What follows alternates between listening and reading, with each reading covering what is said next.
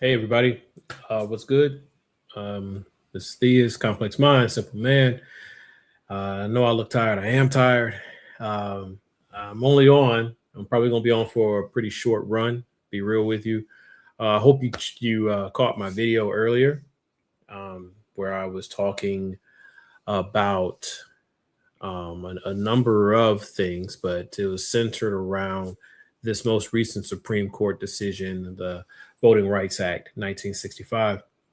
And so if you haven't checked that out, I encourage you, I invite you, I ask you to please, tune in, check it out. It's there.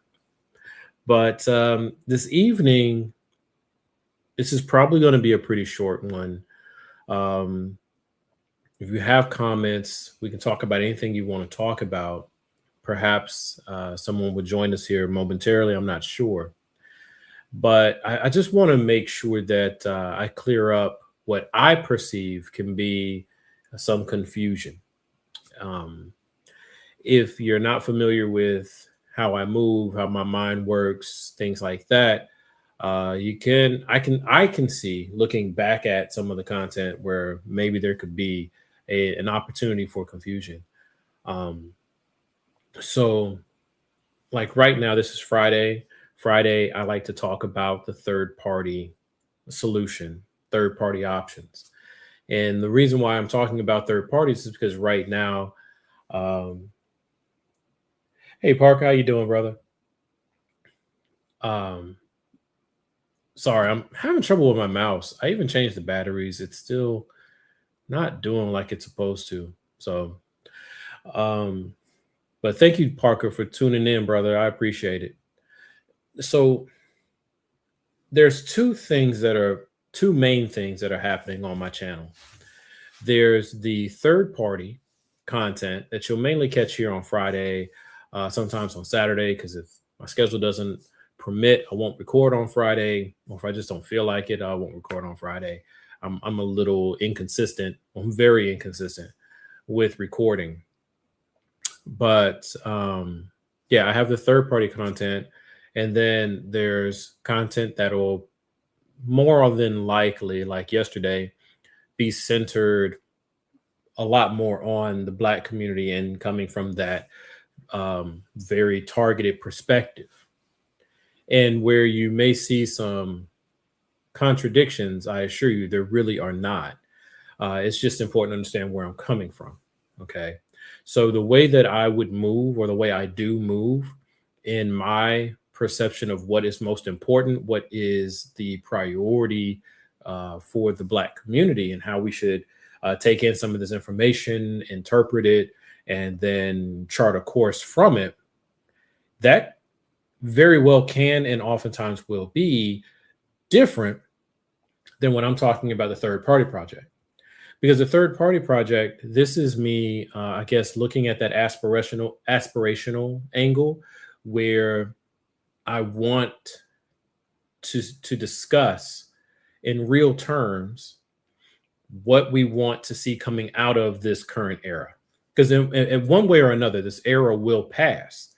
Um, it could be a couple of years, or it could be 1 to 2 generations. American history tells us it can go either way. And so we are, if you're watching this, you're probably an adult like me, 30 plus, in my case, 40 plus. And we are in the driver's seat now. We're responsible for whatever happens. And even if we're not the ones doing some of the negatives, we are part of the age group that is doing it, or that is championing a lot of the changes. And I want to convey as best I can that, just like what I call my opposition is winning some things now, and they're moving the ball forward from their perspective right now. We can do the same, but they have been working for a period of time to achieve some of these goals.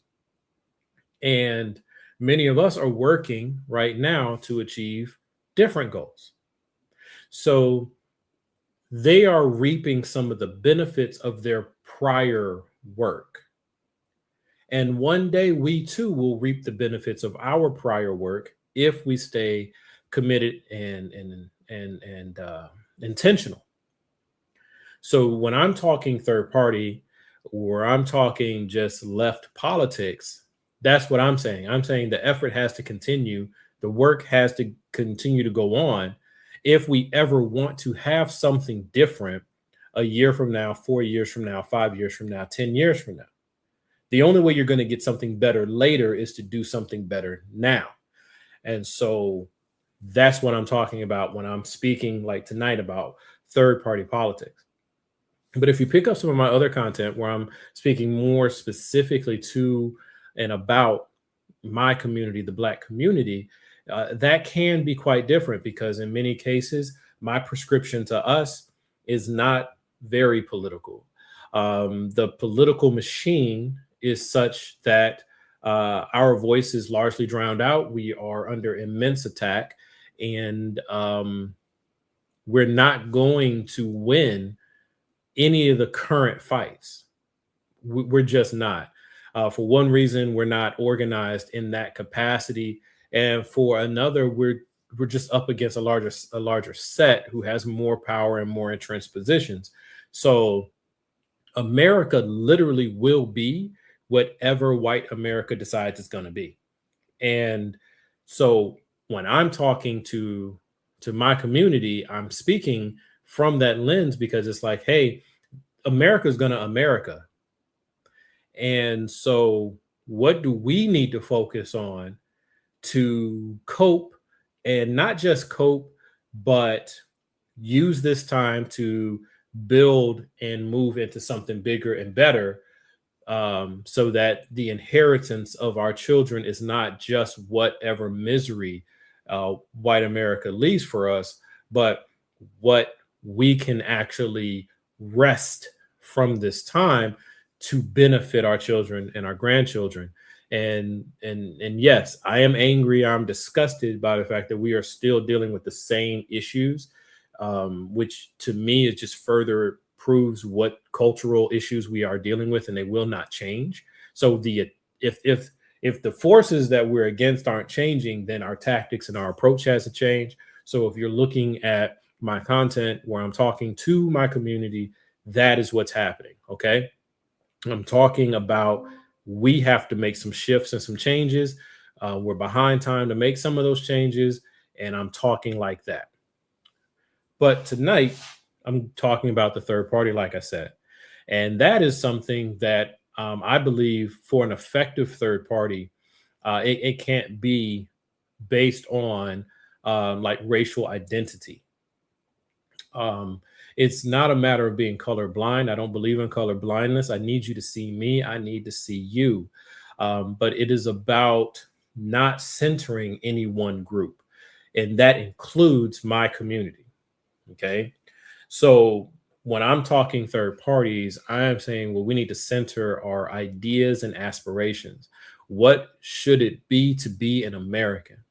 What what should set us apart from other nations in this world? How should we engage with other nations in this world? And how should we take care of each other as citizens of this country?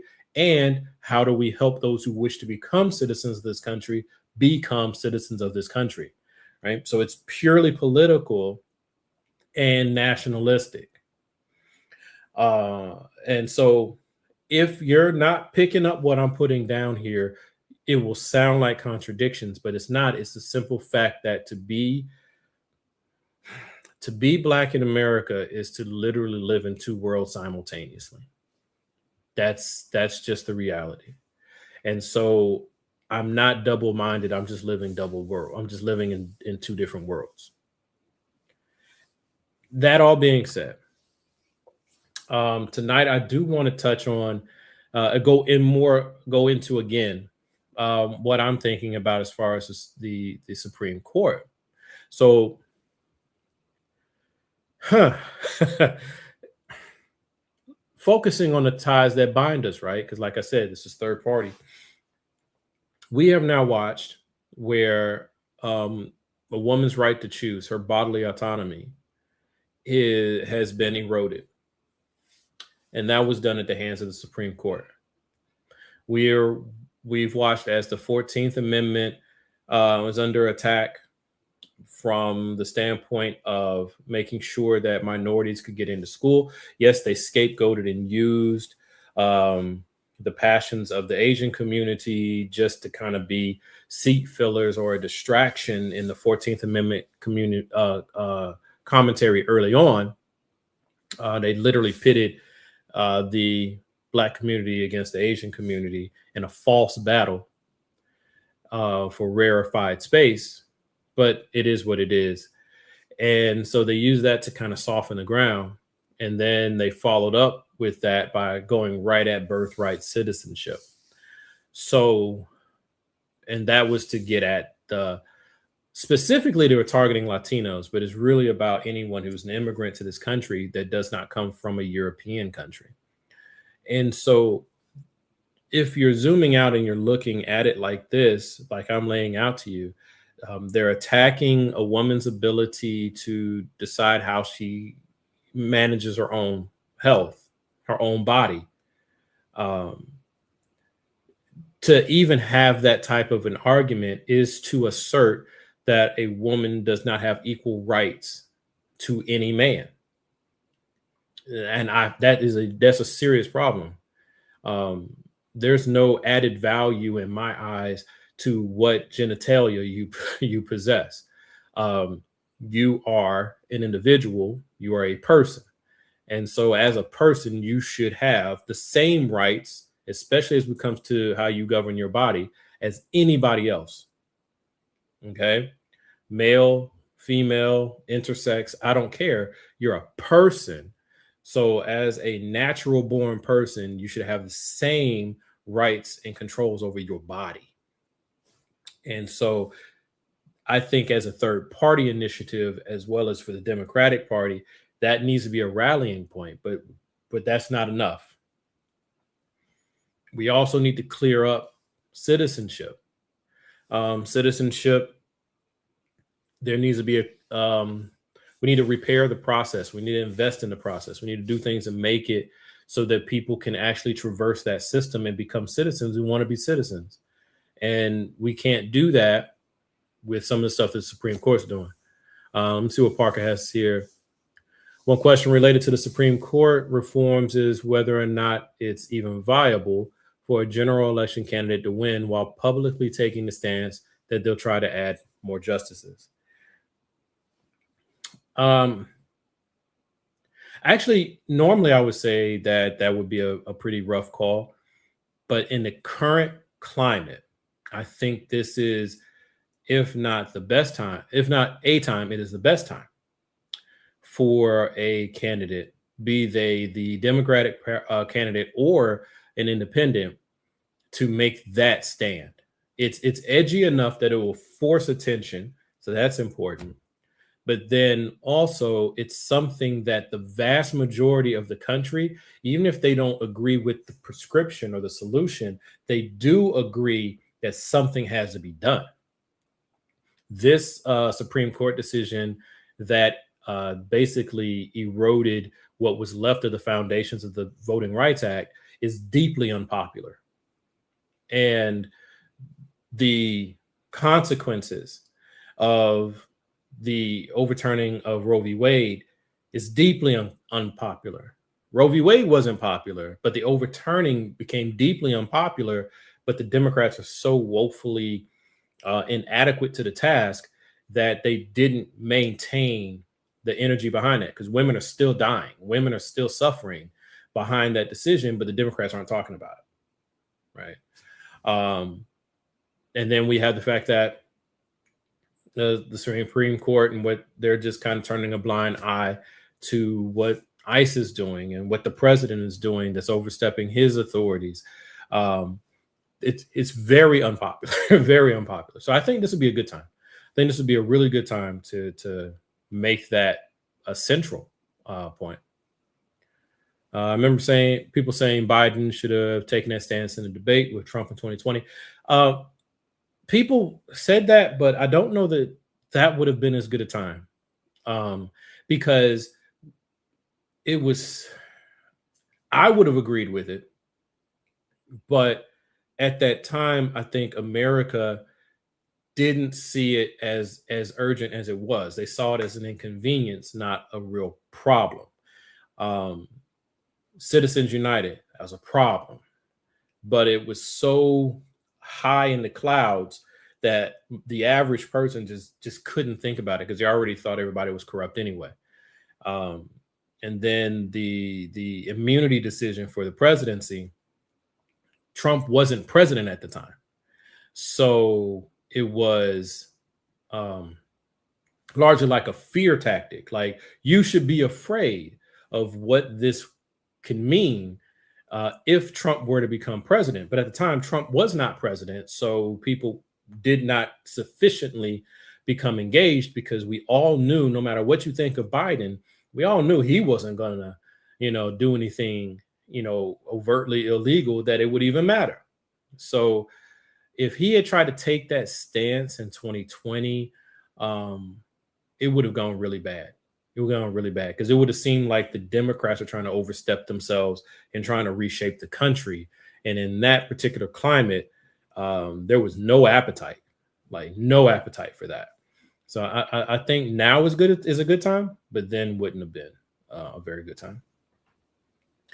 It was in the midst of Ruth Bader Ginsburg dying and Trump adding Amy Coney Barrett.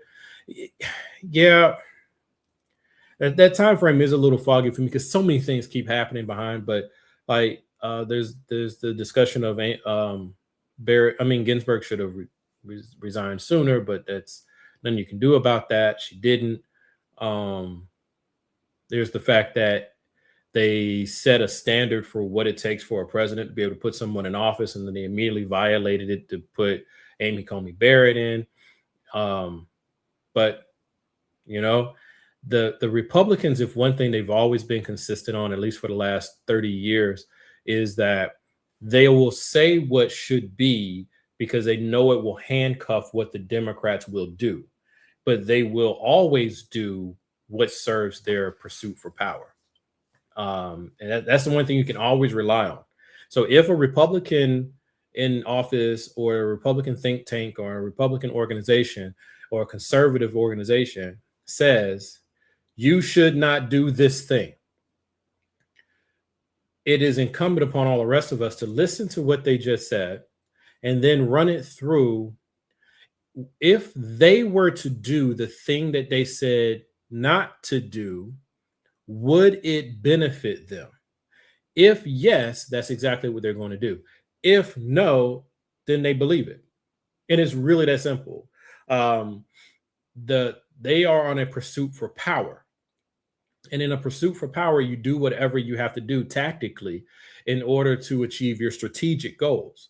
So if I have to lie to you in the moment, it's fine because what I'm after is worth the moment. And that's exactly how we always have to process what these guys are doing. The problem on the Democratic or the left side is that we're obsessed with symbols. So we will hold you to an ideal. And if you're not meeting the ideal, then we got to take you, pardon me, we got to take you off the board. So the right is trying to build an army to win, and the Democrats or the left is trying to find a hero that can beat an army. And it's an imbalance. And that's what I would say about that.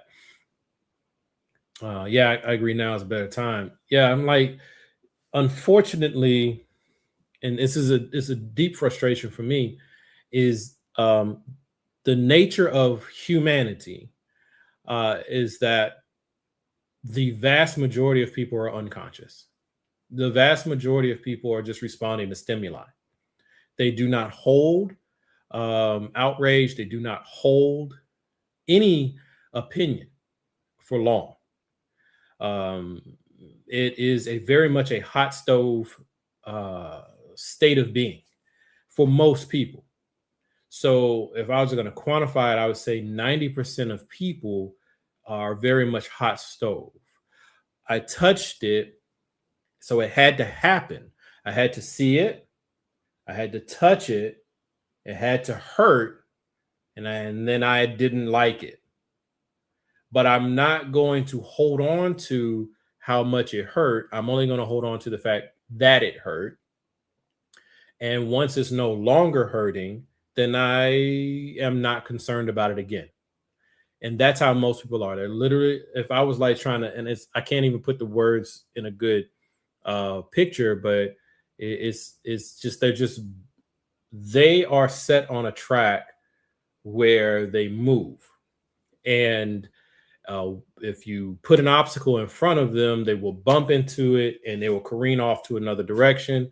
And then they'll hit that obstacle and they'll careen off to another direction. And that's just what it is.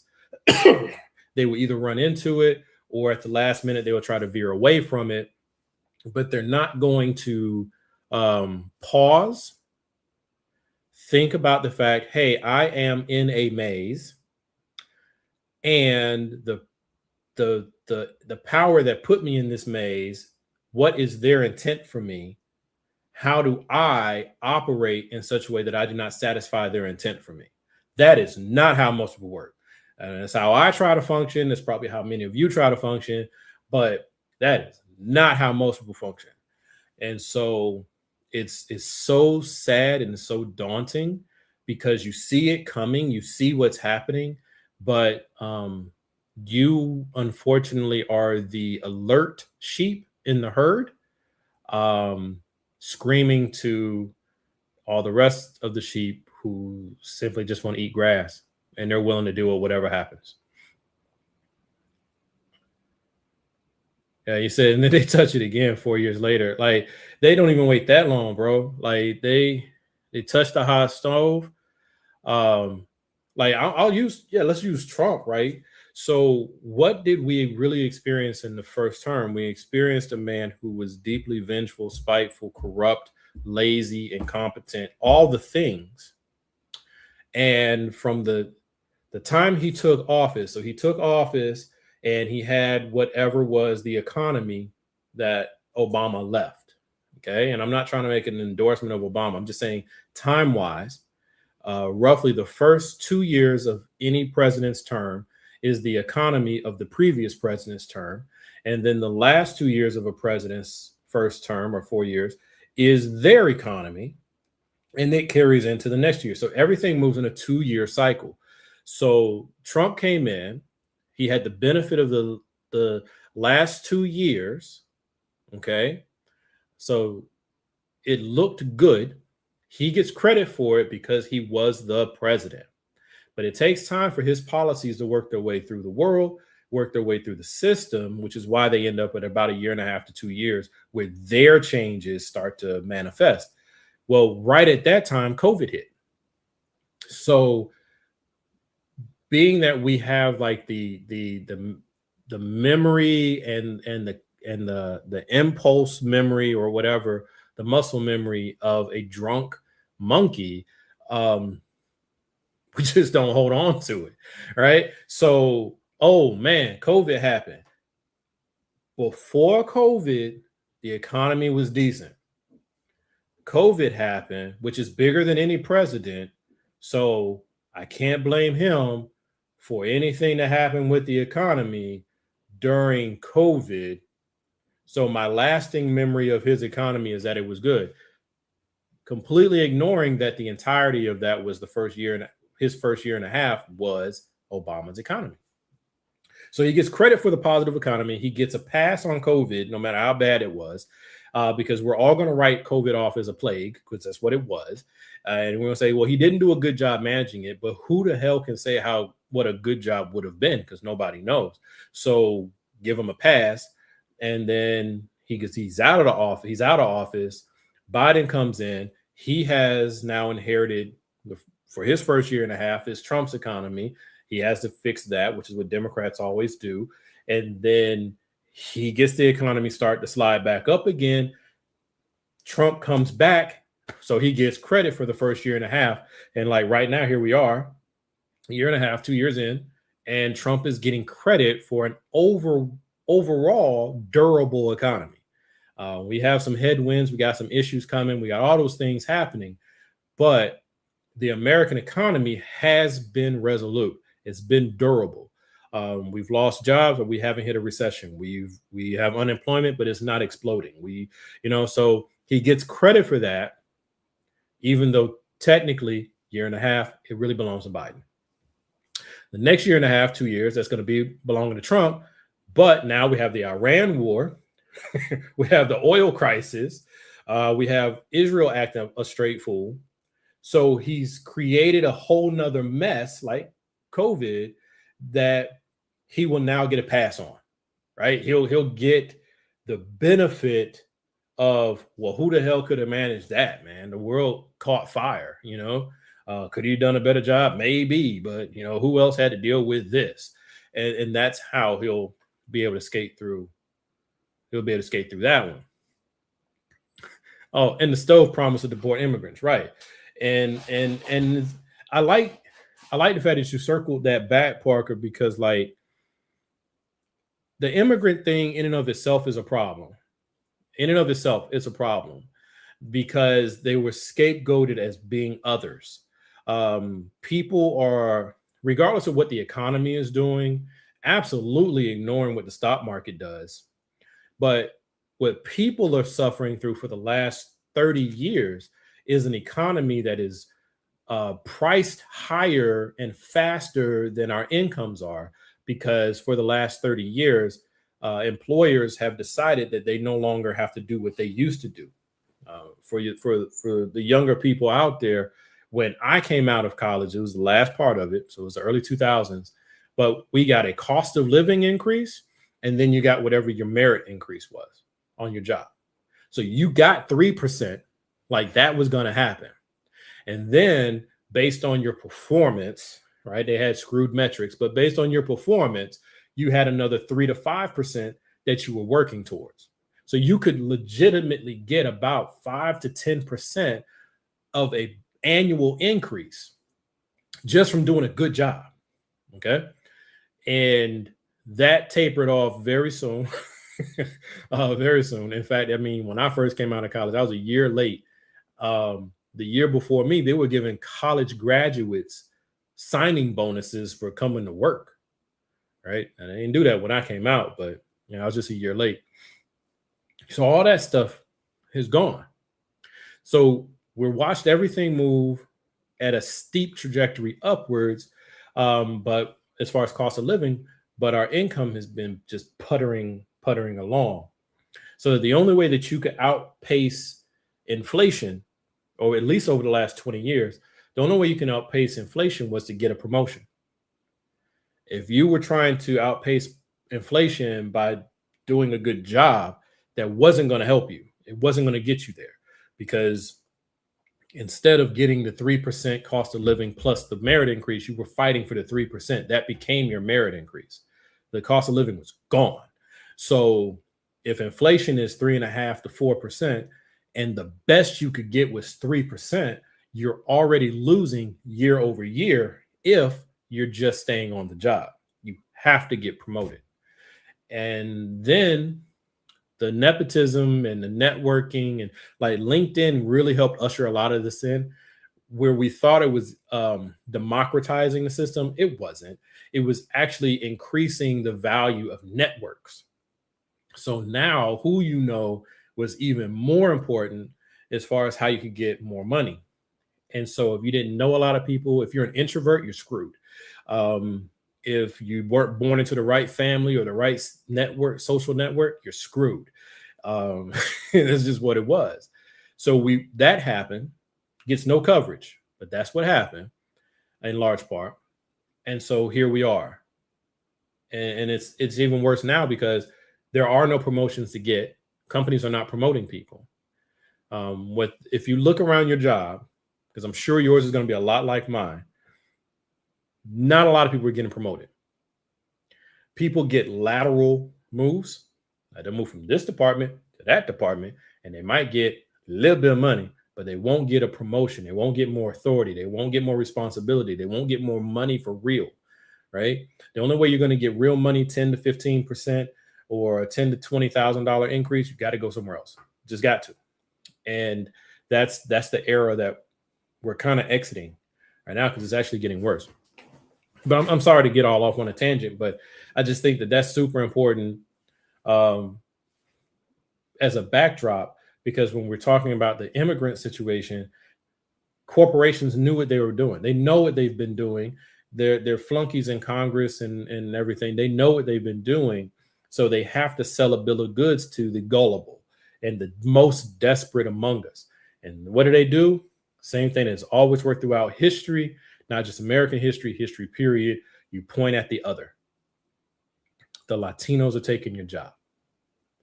If the Latinos aren't taking your job, then they're getting paid under the table, which is diluting your money, right?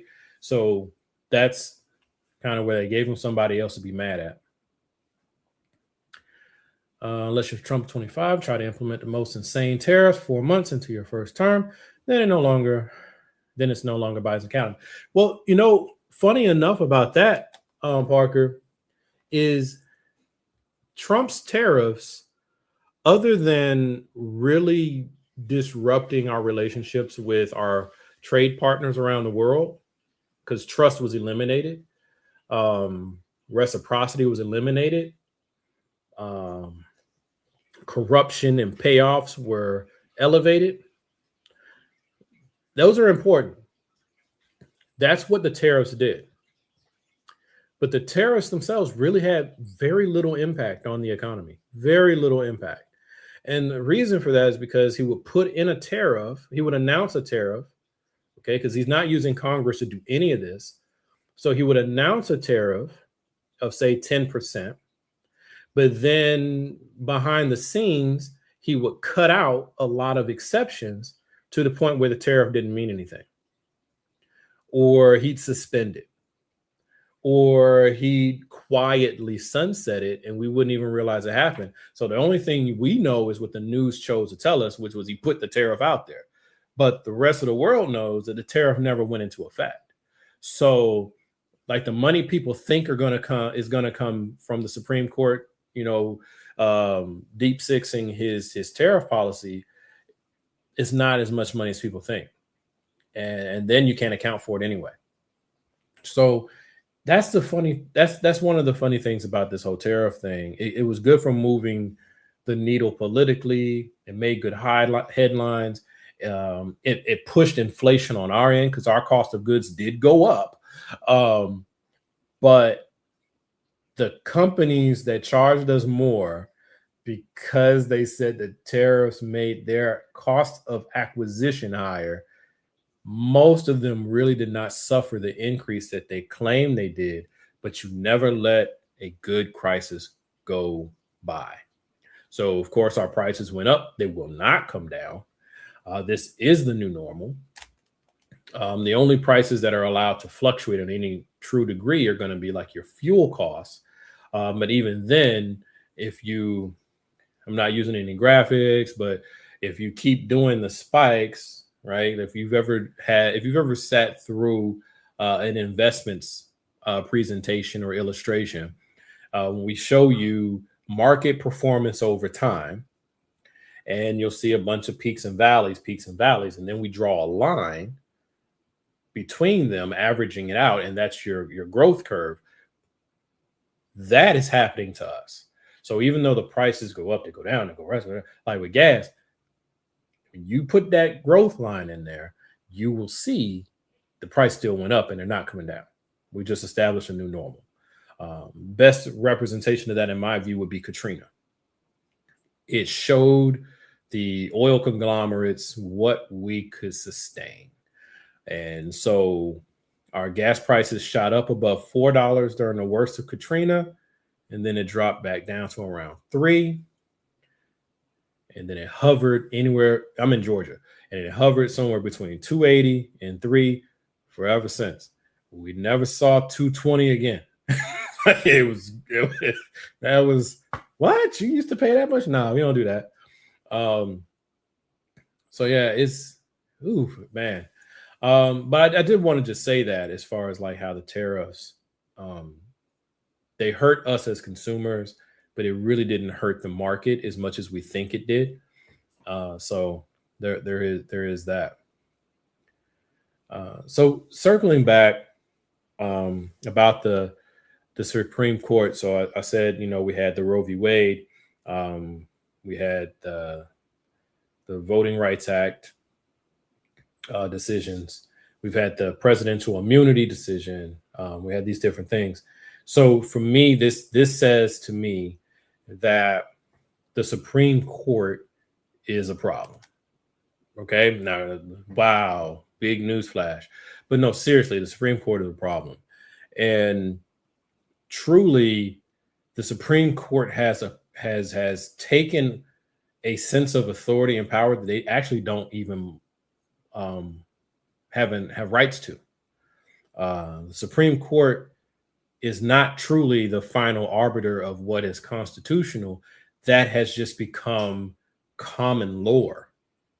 The reality is that our Constitution was written and structured in such a way so that the states always retain the most power.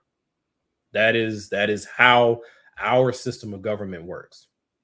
So the president, that is our international spokesperson, but his authority domestically is diminished. The Congress is who actually reigns supreme for all things domestic. And the Congress is expressly comprised of the states. You got the House, so you can keep it as local as possible. They got shorter terms, so you can keep fresh blood cycle. That's what they thought. Keep fresh blood in there, so you're always getting the most relevant and refreshed representation of America. That's what the House is supposed to do. That's why they're responsible for the money. And then you have the Senate. They're supposed to be the more deliberative group. They are supposed to actually weigh in on the heavier issues of the day and plot the course for America long term. That's what they're supposed to do. That's why there's so few of them, and each state gets the same amount of representation. That's why it was built that way. Because everybody across the board refuses to do their job, and it ain't really up to us, but private equity and money has consistently taken over more and more of the government since the 1960s. This is, in my view, why we have the issues that we have. This is why we can't do anything big anymore.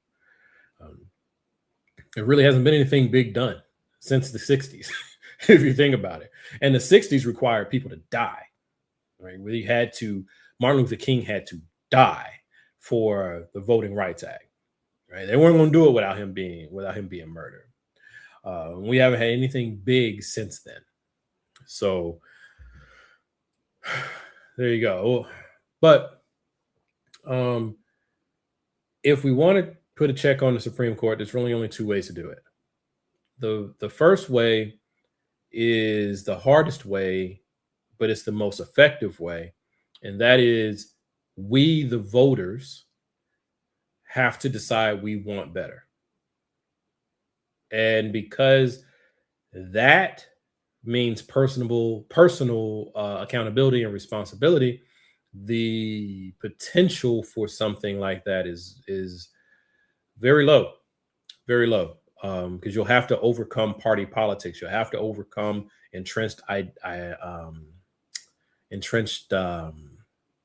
like a sense of identity, right? Like if you're a Republican, to be a Republican is to be white and Christian, right?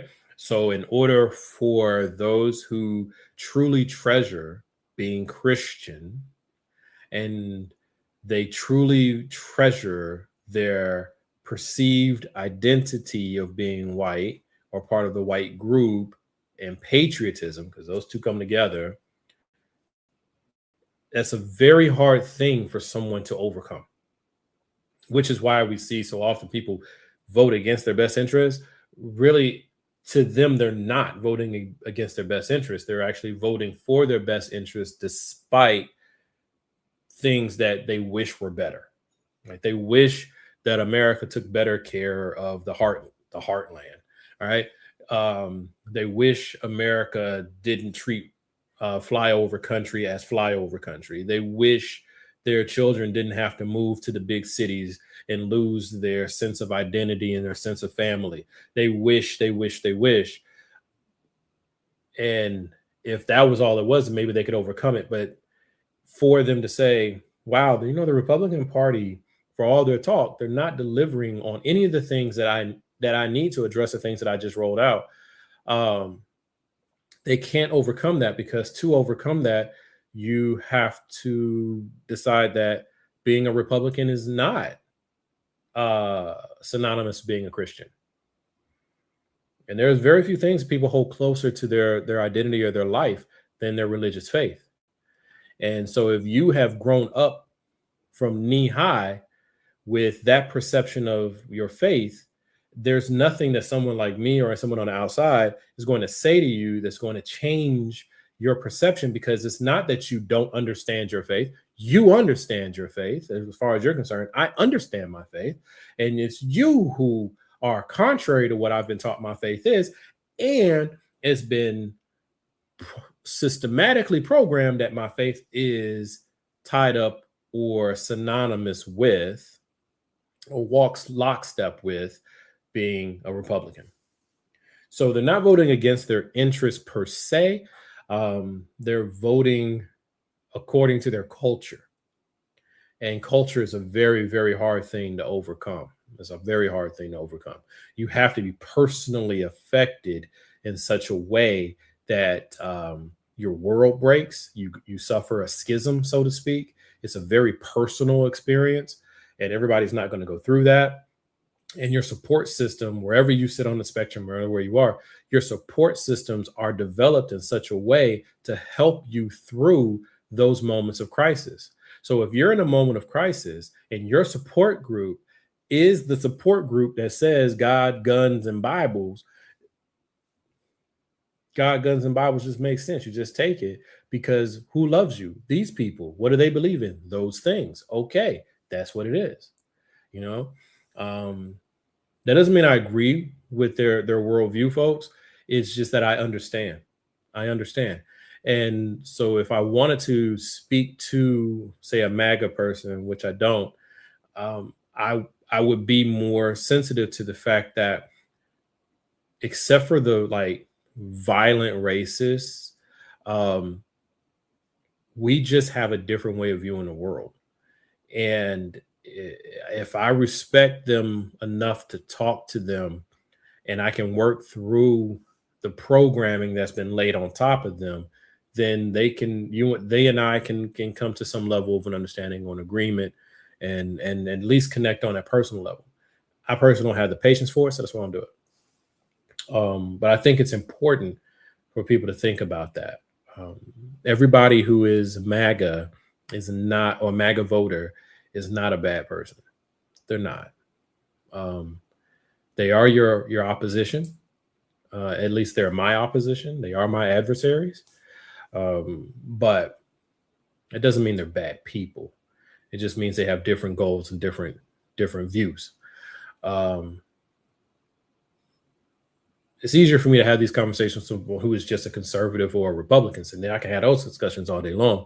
But MAGA, I'm just not interested. I don't want to talk to them. I don't want to help them see the light. I'm not trying to build bridges. I'm not trying to do any of this stuff with MAGA. You're MAGA, I'm done.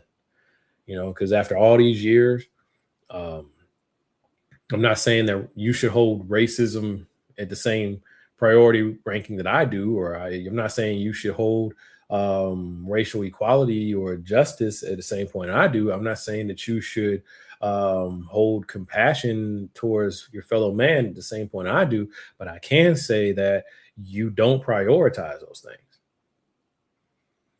You know, they don't sit high enough on your list. If they did, there's no way you could be MAGA. So that we have nothing to talk about, right? Um, by the time we find a point of parity where we could kind of like kumbaya talk to each other, we are like basically at number 6 on each other's list. Um, and that's just too far down for us to find anything to talk about. So MAGA, I got nothing for them. I'm not trying to stand in their way or do any of that stuff. Like you do you. This is your little window of time. In my view, as a studier of U.S. history, this is the era that we're going to have to work through because this is the culture of that which is the beast that we must deal with. Um, I'm ready to fight you. I'm ready to stand up for myself and my family. But you leave me alone, I'll leave you alone, and that's just what it's going to be. I will build. I will build with uh, other people on the left. I will build with centrist. I will build with conservatives, even though I really have a lot of disagreement with conservatives. I will build with conservatives. I will build with old school Republicans. I will build with never Trump Republicans. I'll build with all these different people wherever they sit on the spectrum because if we can agree on what it is that America should be, I want to work with you. I want to build that with you. Even if as we build it, we're going to go two separate camps, right? Like in a high school cafeteria, like the jocks went this way and the nerds went that way, but we're still friends. We still go to each other's birthday parties. We still hang out at church. It's just, what I'm saying, we don't vibe like that for the most part, but we still love our school. And so I can work with you when you're like that. But I can't work with you if you're MAGA, man. I just can't. Um, so yeah, so that was my first thing. So with Supreme Court, two paths. One of them is the voters deciding that we need better representatives and those who are of better goodwill and who are not so ideologically entrenched that they just want to beat the other side. Um, we need them to run. We need people who are fixed of purpose, who are principled and decent. If you don't have decency, screw you. I don't want you around. But if you're those things, run. And we need those people to run. And we need people to intentionally vote for those people. You want term limits. We want to then right, left, or center. Then we need to vote for the candidates who are committed to term limits, or we want to vote for the candidates who believe in we need to redo the 15th Amendment, like I said in my last video. We got to work on how do we fix the 13th and 14th Amendment. We got to invest in immigration policy, make the process smoother, make the process faster, put money in it so we have lawyers and judges and infrastructure to help people navigate that process, get the people out who shouldn't be here and help the people who should be here get through. Vote for those people intentionally on purpose, right? And that will give you the House and the Senate that America deserves or needs to curb what gets through to the Supreme Court, and can craft legislation that the Supreme Court can't fuck with. That's the first option. I just don't have much faith that it can happen. The second option, which is the faster approach, but it's also the most error prone, is get a president in there and expand the court. And I'm in favor for expanding the court. The number of justices, I'm flexible. We can figure that out. It could be 13, it could be 20, it could be 30. I don't care.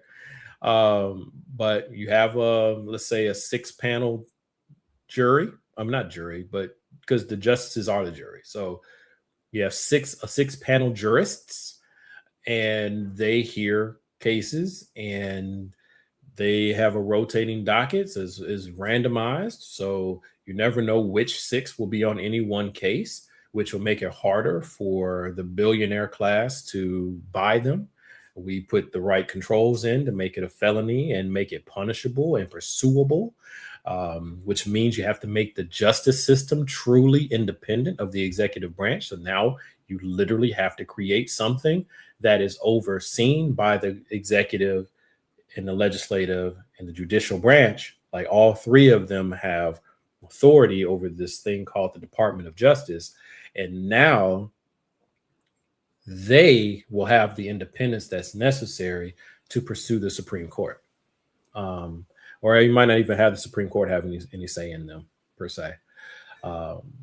and that's what we do, right? So now you have the expanded Supreme Court that takes care of the and what I just said about the other stuff. We're addressing corruption. We're addressing a lot of things.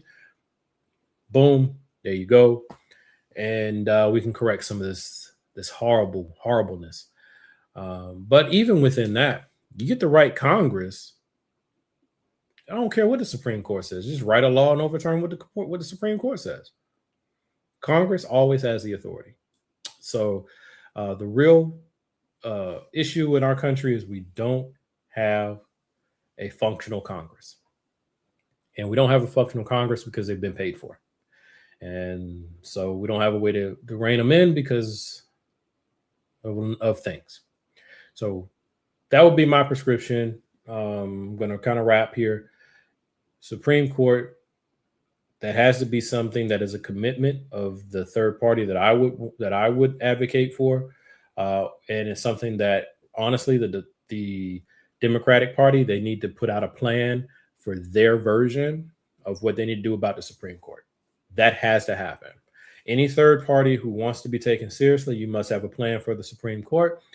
Democratic Party, if you want to be taken seriously, you must have a plan for the Supreme Court. We need to know what you're going to do, how you're going to do it. And don't just give me a bunch of speaking points. There's no reason you can't write it down. Right? It's not about can you get it passed through Congress. I don't care if you can get it passed through Congress right now. I want you to put it on paper. Because once you put it on paper and you present it to the public as the party missive, it's real. And we can hold you accountable to it. That's why you don't do it. So put your plan out there. Tell me what you're going to do. Write the whole bill up. Let's go.